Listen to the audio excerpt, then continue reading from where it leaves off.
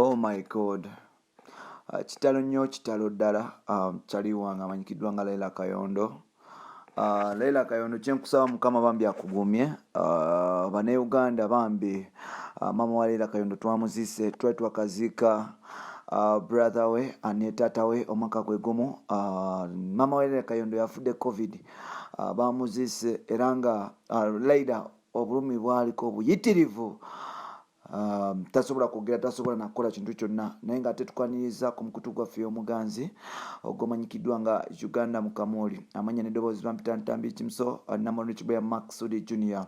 Mwebale kuba nti mutambula naffe, mwebale kuba nti mutwagala, mwebale kuba nti mutussaamu obwesige, ne mugamba nti kyali waffe yes agenda kuba nti atutuusaako amawulire gonna nga gatambula mu ggwanga lyattu Uganda.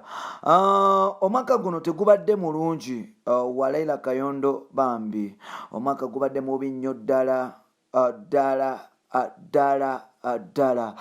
Baby Leilah yomu ku bakyala bambi mukyalo talina buzibu.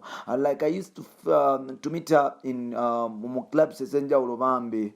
Omukyalo oyo ali so friendly, omukyalo oyo teyeematira, omukyalo oyo alina smile, aseka nnyo, ekikulaga nti mukyala w'abantu. Now Leilah omwaka guno nga gutandika, taata we yagenda n'alwala mpola. Unfortunately Haji twagezaako kuba tumusabira, netumusabira naye ng'ate yamala n'ava mu bulamu bw'ensi eno mpola. Omusajja oyo Haji yagenda mu maaso. Haji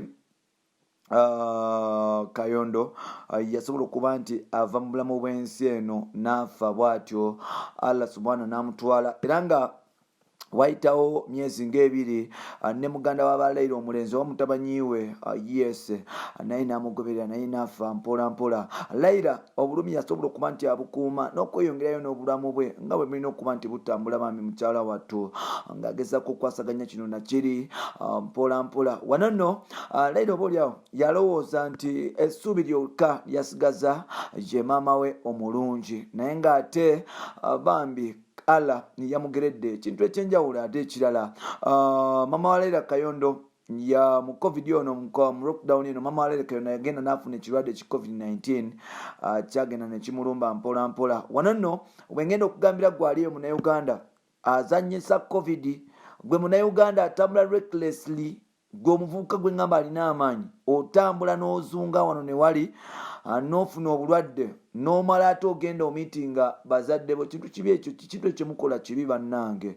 Mufe ku bulamu bw'abantu, abantu abakadde abo mubawe ekitiibwa, temubasemberera. Nti Leilah Kayondo bambi mukyala wattu mugezaako okuba nti agezaako kubeera ne mama we okumulaga omukwano. Mama we unfortunately yafuna musenyiga mutonotono, n'amukwatira ddala, agenza okumaliriza nga COVID-19 bambi afunye COVID-19. Wano nno yaddukisibwa mu ddwaliro okuba nti ajjanjabwa era nga twatuka ekiseera mu kuddusibwa mu ddwaliro eddagala like oxygen yali almost nti ekyuma kya oxygen abantu bali bamaze dda okukipayinga nga kizibu nnyo okufuna oxygen mu Uganda mpola era nga oxygen yali afuse wakulwanira nga ekiro kimu bakucharginga $5,000,000. Katebereza omuntu babanga abaddeyo okumala enfunda oba bbanga ki ogenda kumaliriza nga omuntu oyo agenze mu maaso n'okuba nti ospendize ssente mpitirivu nnyo.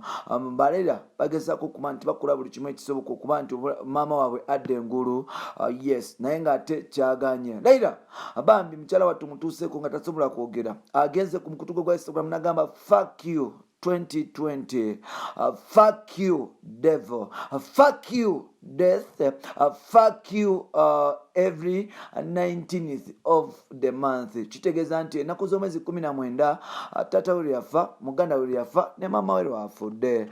Bambi kimumenye nnyo omutima nti ennaku z'omwezi 19 tasobola kuba nti azeerabira kubanga abaagalwa be bambi lwe bagenze mu maaso n'okuba nti bava mu bulamu bw'ensi eno. Leilah Kayondo yavudde n'agamba nti kati ku nsi kuno tusigaza Mukama Katonda yekka. okuba nti atukuuma kubanga abazadde baffe ba enjo baffe bonna Mukama Katonda yasobodde okuba nti bambi abatwala kyanaku nnyo okuba nti tetukulina kyanaku nnyo okuba nti abagalwa baffe bamama baffe abalungi ne tata wange ne baganda wange bambi batuvudde ku maaso naye ng'ate nsaba Mukama asobole okuba nti tugumya famire abooluganda n'ab'emikwano. Leilah Kayondo bambi amaziga gamuyisemu mpolampola era wetwogerera mukyala wattu tasobola kuba nti avaamu yadde ekigambo nekimu. Mukyala wattu asula akaaba asiiba akaaba. Leilah Kayondo agamba nti buli kimu akikoze, buli kimu kyakola ku nsi abadde akikolera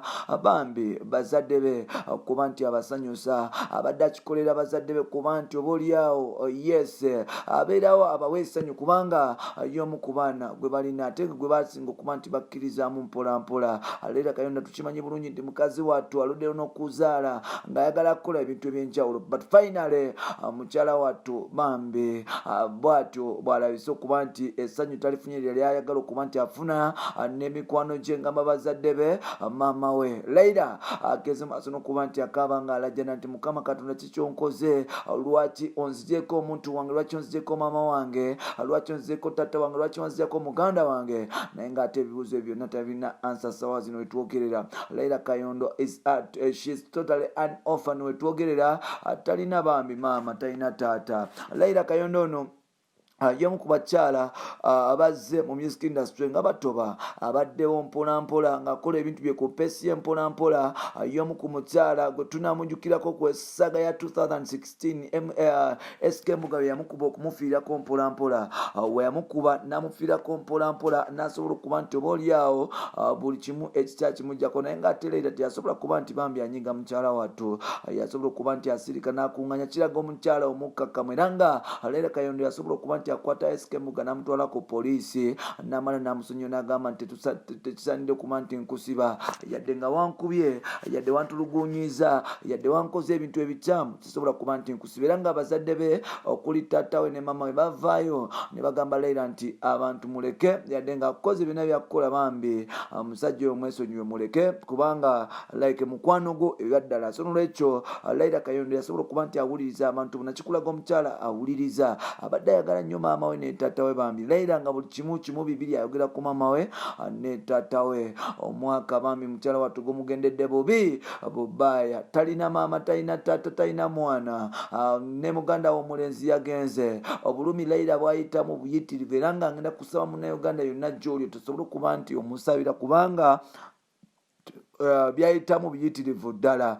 Wetwogera Leilah Kayondo obulumi bwalimu obuyitirivu ddala era nga yeetaaga ssala zaffe. Ngenda saba Mukama Katonda akungumize Leilah osobole okuba nti bambi oguma kubanga obulamu bw'ensi bwe butyo bubeera. Ffenna Allah gye tuva gye tudda twatondebwa mu ttaka, twava mu vvu era tuddayo mu vvu, twatondebwa mu ttaka tuddayo mu ttaka, ttaka mu ttaka, vvu mu vvu.